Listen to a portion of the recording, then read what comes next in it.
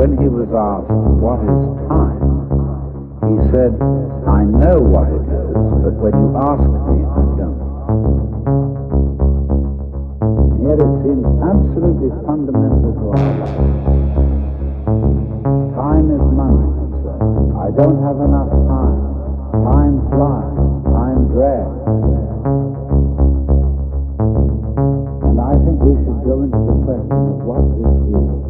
Because in our ordinary we think of time as a one-way motion from the past through the present and on into the future. And that carries along with it another impression, which is to say that life moves from the past to the future in such a way that what happens now and what will happen is always the result of what has happened in the past. In other words, we seem to be driven along. You know, once upon a time it was fashionable in psychology for people to speak of man's instincts.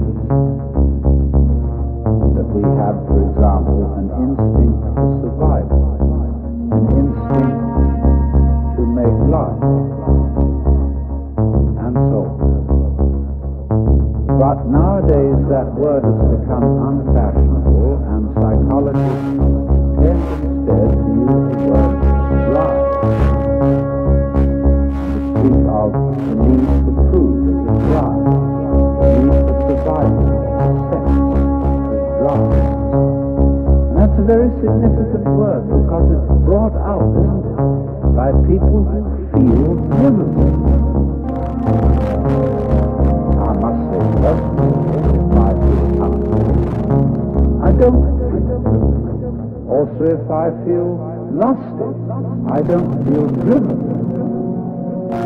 Because I don't say, oh, excuse me, but I have to eat. Or excuse me, but I need to fulfill my sexual urges, my biological impulses.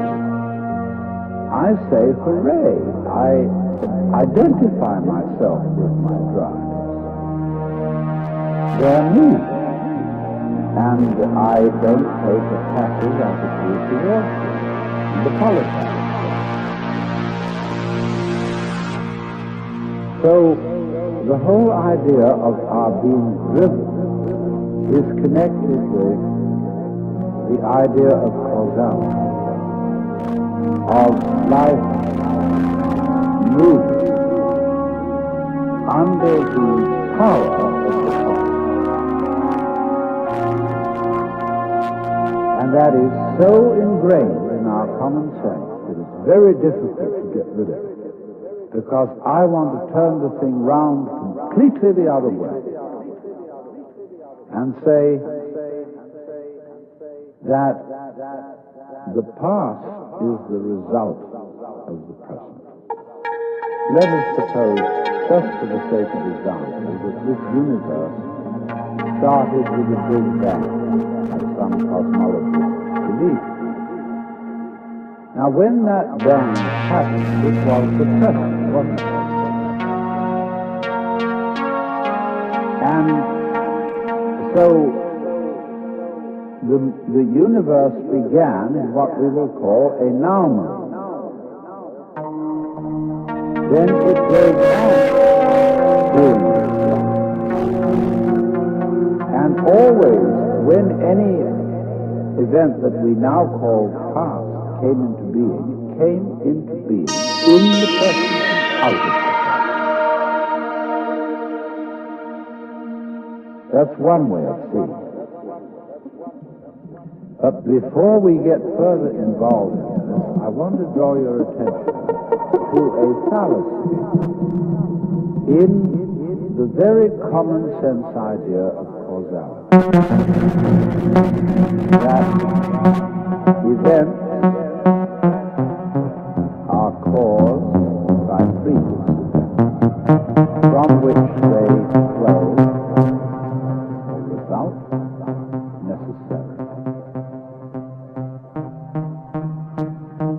understand the fallacy of that idea, we have to begin by asking, what do you mean by imagination? Let's take the event of human beings coming into the world. Now, when does that event begin? Does it occur at the moment of parturition, when the baby actually comes out of its mother? Or does the baby begin at the moment of conception?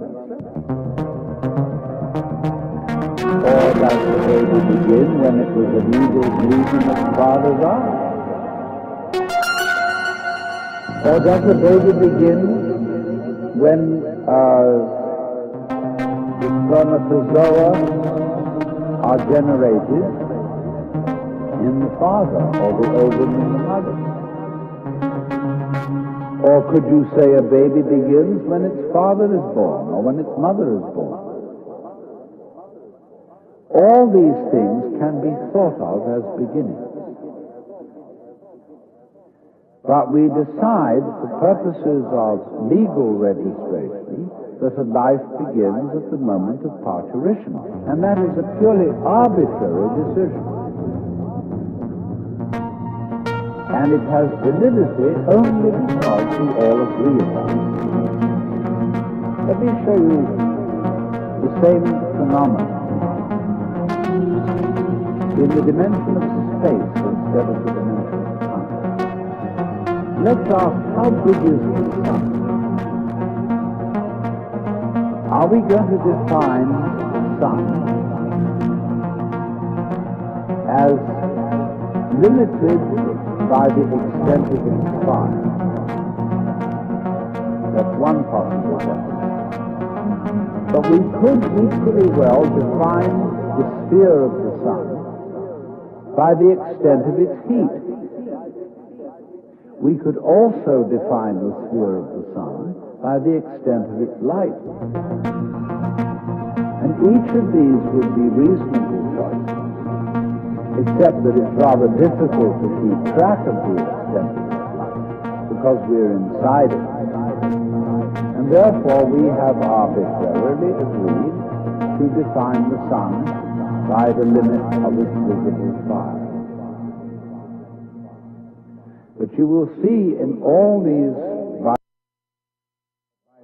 by these analyses, that how big a thing is, or how long an event is simply a matter of definition.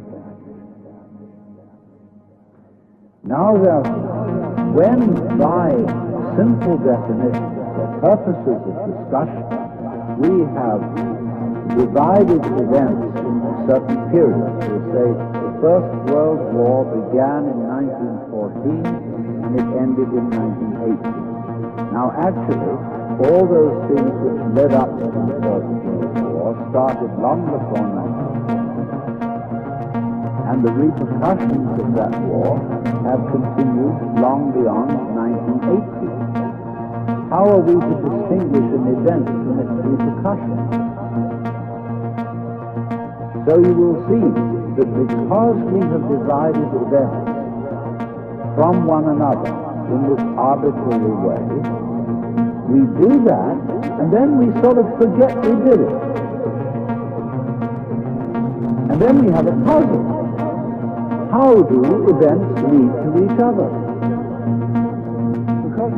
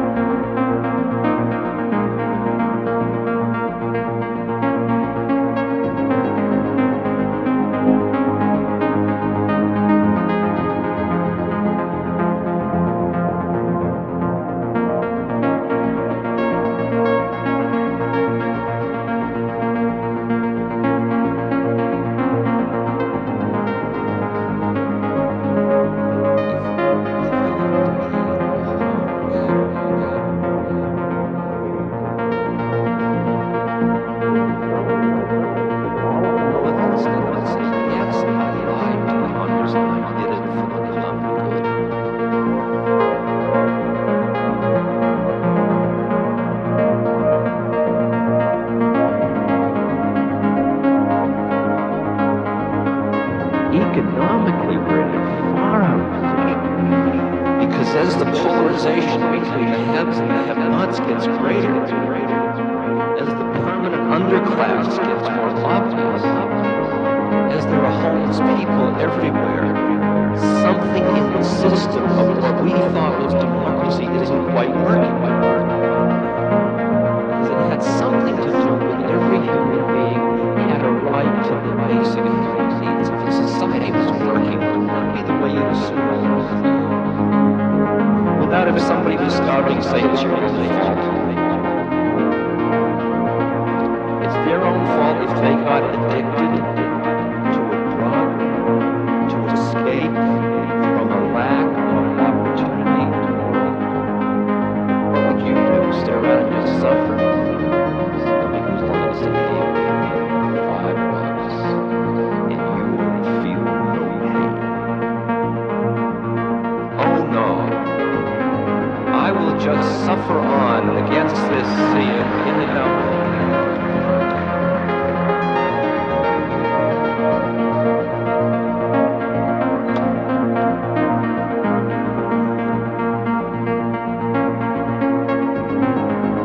Homelessness is our problem.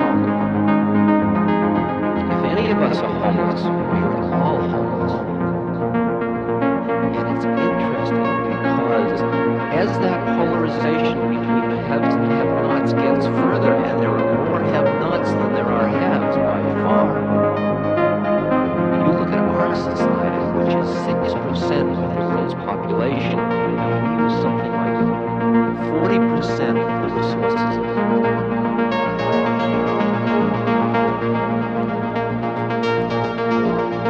Gandhi said there's enough for everyone's need, but not enough for everyone's greed.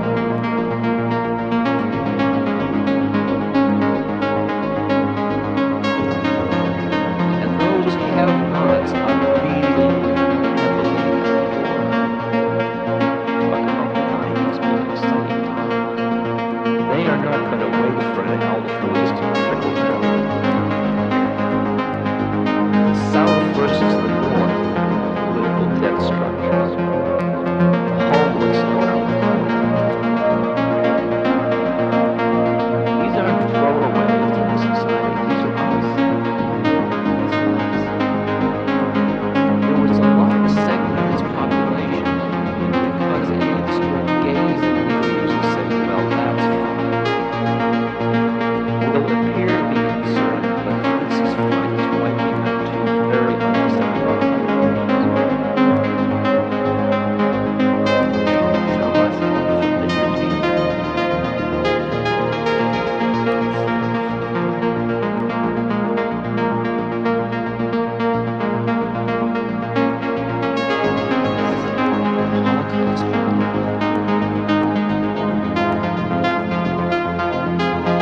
If you think the political and the economic, the social one's interesting, because see, like, the only people that use drugs in an escapist sense are two groups.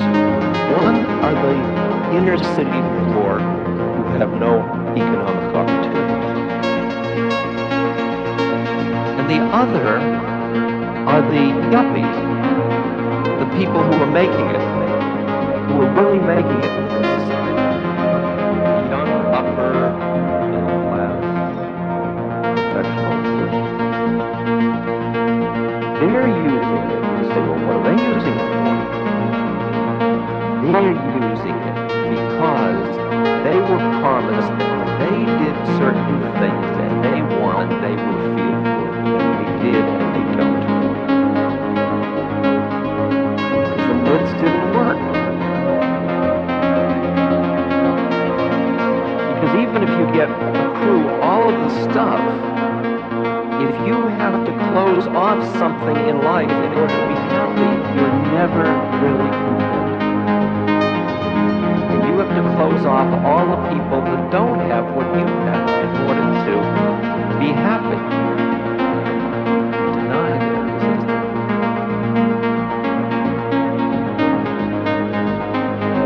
Like there's a study that shows that people that make $15,000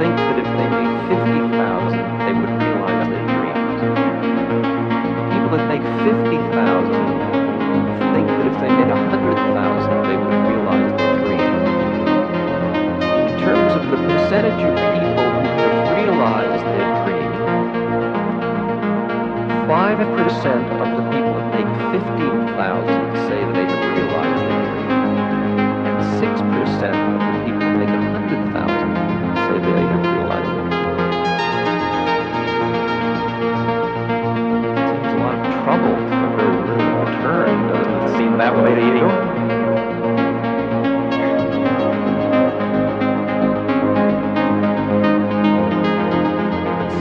Talk about not wanting to make more is almost un-American. You're not playing your part in the consumer unemployment cycle.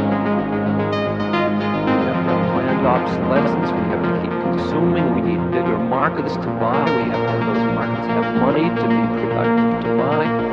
So we've got to keep the poor people with enough money to buy so that the money keeps getting less and less evenly distributed all the time. Rich get richer, poor get poorer. Whole thing is producing money. And I think it's because that basic pyramid got too far separated from the upper part. The dollar bill. I love that it's on the dollar bill.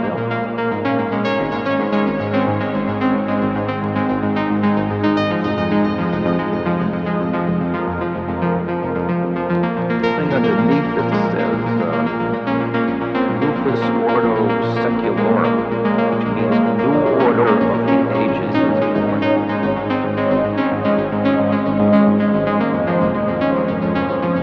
Honorary Coptus, which is above it, means the one looks with favor on our undertaking.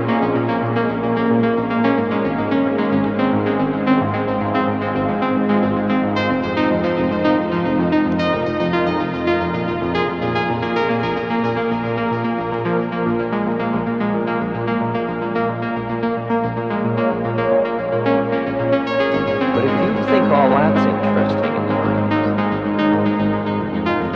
Try ecology. That's interesting. And as Earth Day comes, interesting. Earth Day suddenly become interesting. Because things are starting to hit the fan. Because our unconscious use of resources is starting to 5% of the world's rainforest. Every time you eat a Burger King, those cattle are grazing on land in which they cut down the trees. So they're grazing. So you can have cattle fed.